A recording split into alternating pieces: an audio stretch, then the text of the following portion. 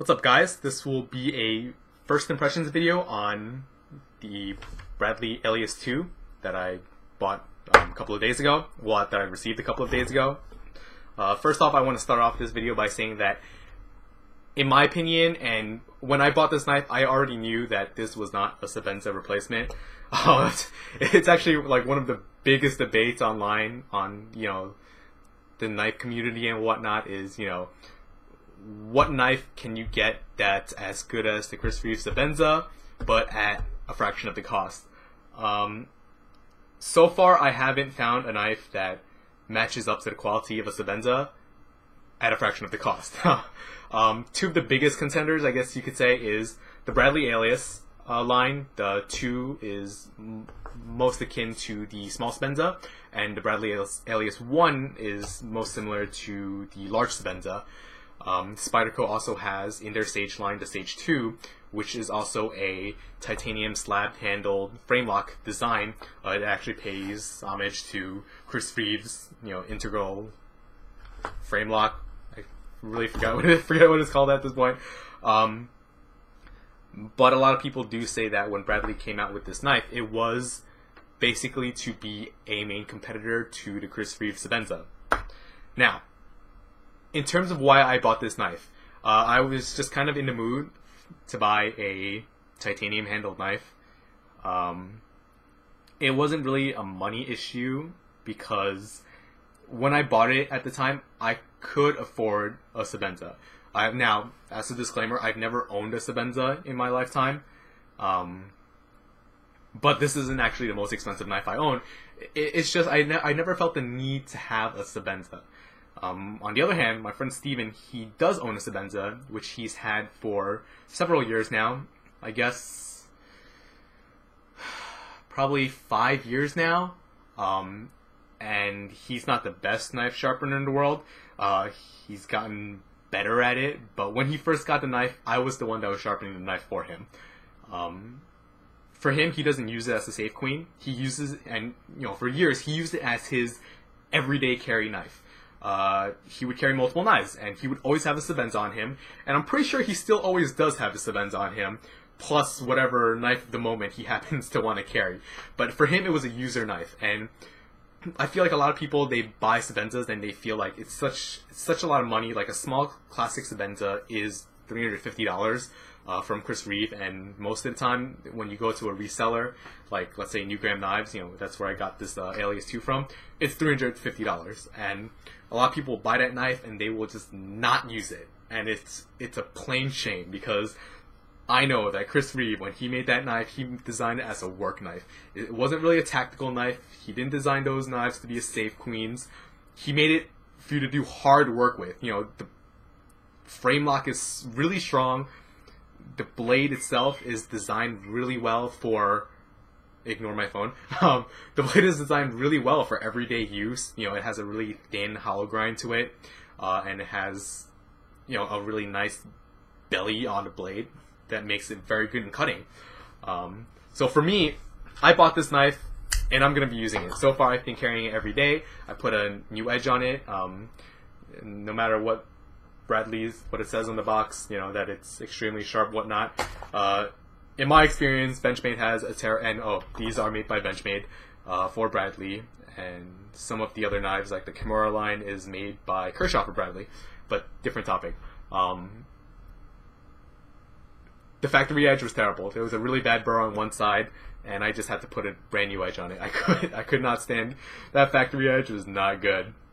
You could see the burr, like not even think about feeling the burr. You just physically see the burr.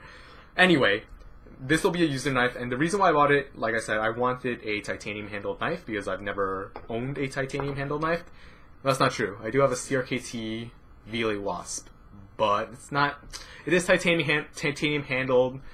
But it's just not up to the quality of like this. It had like thinner titanium handle slabs, and then it was a liner lock, and then had G10 slabs over it. Anyway, man, I get off track way too easy.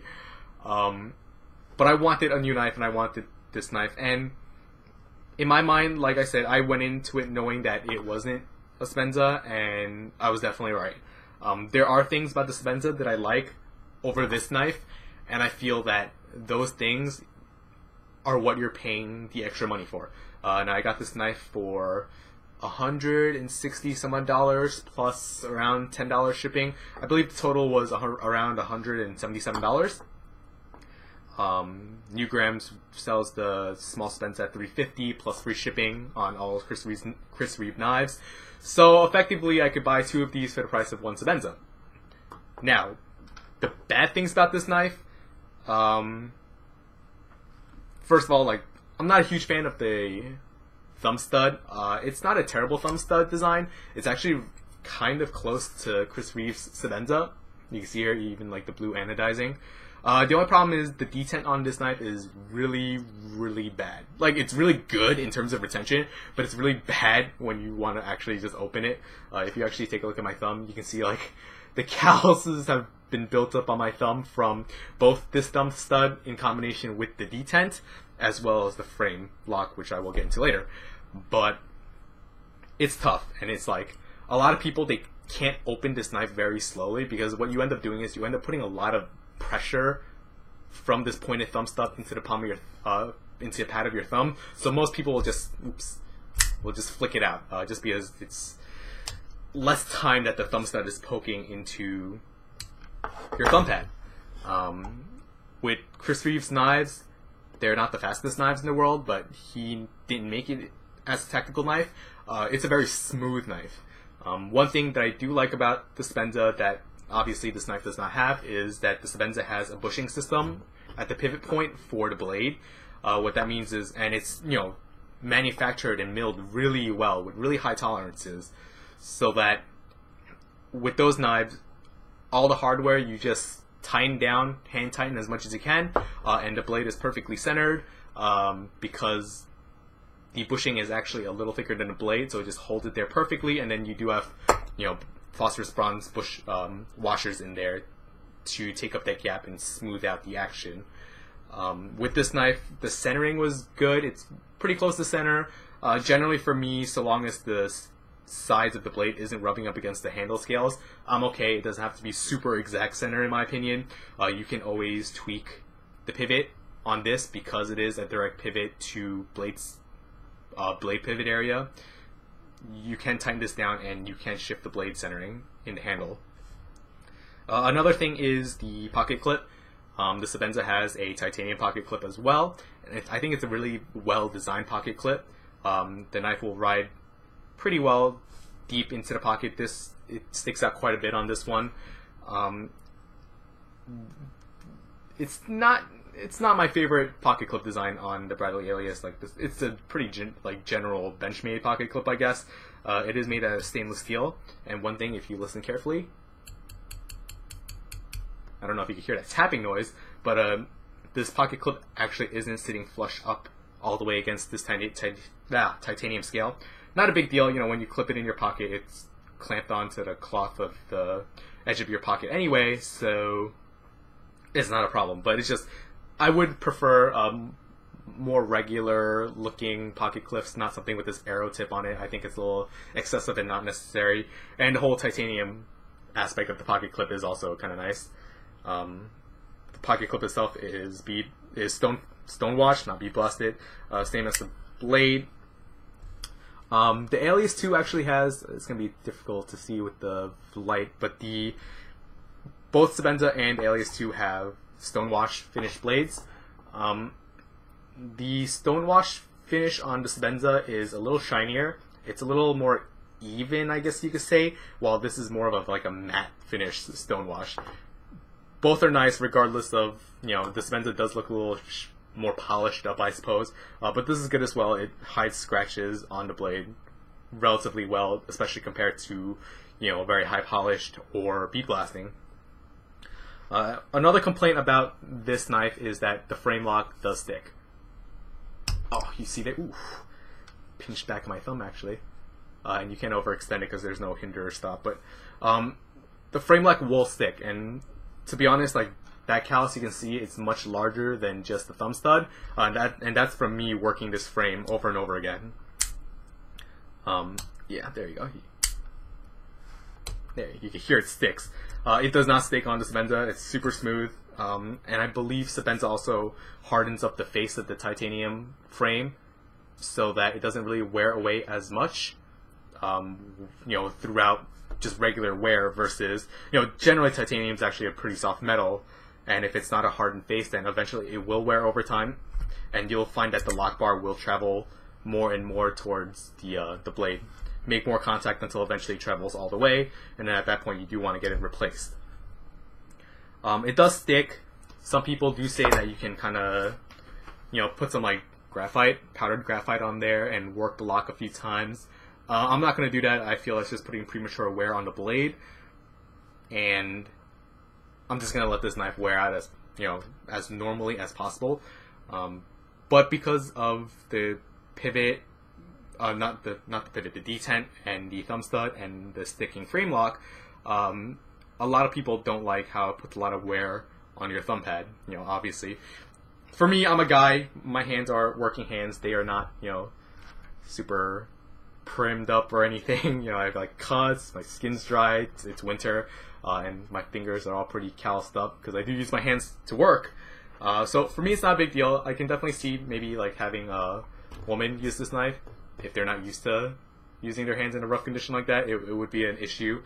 And I definitely do feel like a lot of people complain about that when it's from like things like this, like initial reviews where it's the new knife syndrome, as I like to call it. Anyone who's really into knives, when they get a new knife, they play with that knife a lot. They open it, they close it, they will carry it, and they will use it as much as possible, even when they don't need to. And even with me, I found myself, opening and closing this knife multiple times when I was just watching YouTube videos and whatnot. And because of that, that's when you really mess up your finger.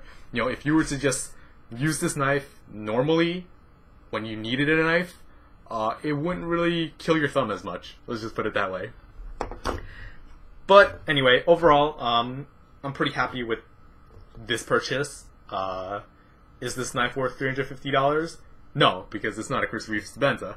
Actually, the funny thing is, the reason why I even bought this knife was that in the past, this knife was actually very difficult to find. It was out of stock in most stores. And I was actually on Amazon. I was thinking about buying a knife, and the Spyderco Sage 2 was on my wish list. I was like, maybe I should buy the knife. And it was priced around 160 something, plus tax. I'm in New York, so I get charged sales tax from Amazon.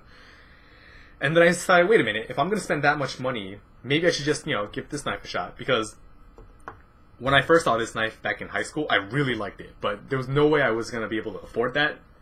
And I checked, and Newgram happened to have like 3 of them in stock. So I went ahead and I was like, well, they're basically around the same price after shipping and tax and all that consideration. While I do like the Spyderco Sage, I don't like the fact that it's a very wide blade to accompany the spider hole, and the handle itself isn't very straight. One thing I like about the Sebenza is that it has a very coffin type handle design where it's very smooth sides, and I feel like for an elegant all titanium handled slab knife, it's really nice. The Bradley itself has some curves to the handle, but it's not terrible. It's definitely not as pronounced, and it's not as wide as the Sage. So because of that, I just went ahead and decided to get this knife. I don't know if I'm going to do a full review on it or not, or a further down the line video review. This video is already getting pretty long as it is. Kind of basically covered like a general knife review, I suppose. I don't really foresee any problems in terms of durability with this knife. Will I get a Sebenza in the future? Hard to say. I probably will. In all honesty, probably within the next year, I'll find myself buying a new classic Sebenza, and maybe I'll just give this away to one of my friends and then replace that with a Sebenza as an everyday carry. And I'm definitely going to try and use this as an everyday carry. It since National Knife Day, I got my Boker Transit, and that's been my main everyday carry blade in my pocket as a folder, and this will replace it. The Transit is a nice knife, but it's not as nice as a titanium handled knife. Anyway, hope you guys enjoyed this video, and thanks for watching.